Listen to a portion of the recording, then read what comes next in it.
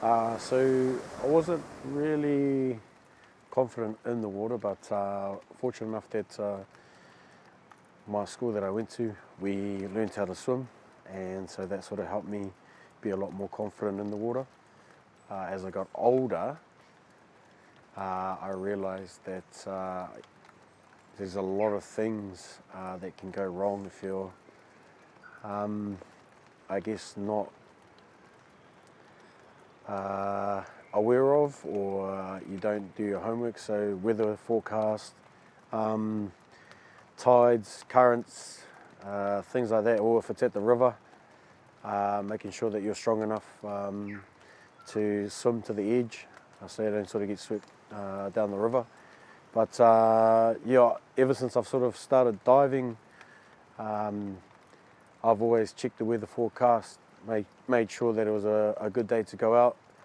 There's actually been a few days that we've gone out, got close to our location that we wanted to dive in, and it was a bit ugly, so we spun around and actually went home.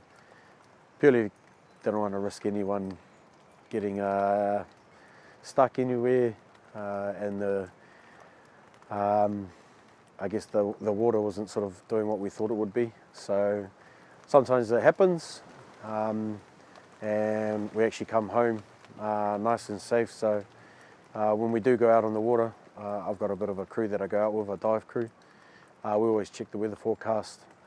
If we get to the spot and it's not what we thought it was, and it was dangerous and stuff like that, we'd actually make a call and go home.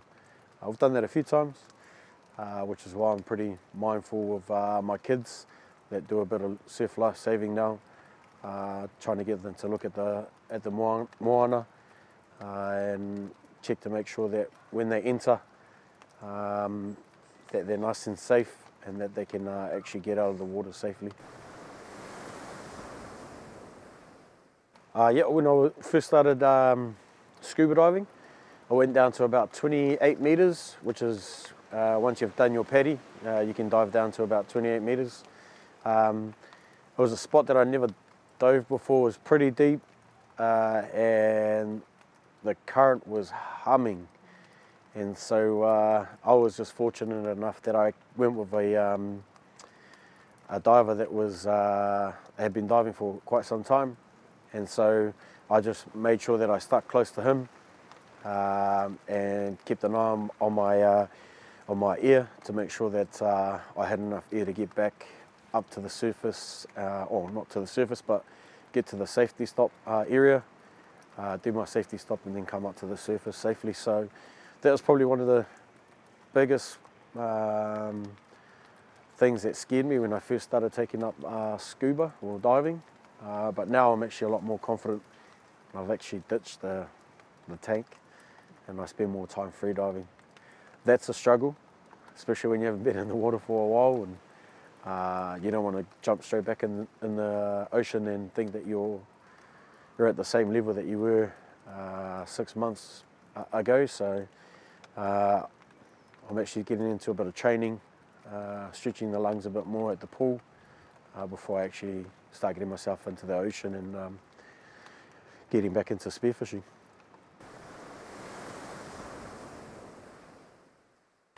Not really rules, more checkpoints more than anything, making sure that if I'm going out, I'm telling someone, or I'm going out with a crew, and we do our homework beforehand, find the spot that we want to go to that we think will be sheltered and the water's clean, and we sort of try and stick to our plan and then dive our plan, and then hopefully, we usually come out nice and safe. But letting my partner know or my family know where I'm going, what time we're sort of about to jump in, and then once we get out of the water, message to say that we're out and heading back.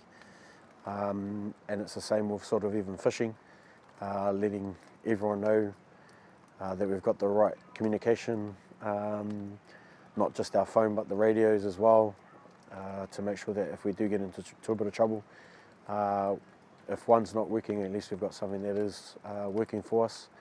But yeah, it's just letting our families know that where we're going, what we're doing, how long we potentially could be in the water. I'm pretty bad at sticking to timings.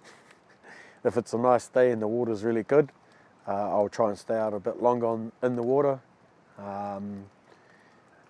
But yeah, it's more just checkpoints more than anything, not so much rules, just checking to make sure weather forecast is good, the water's good, and that we're nice and safe when we dive.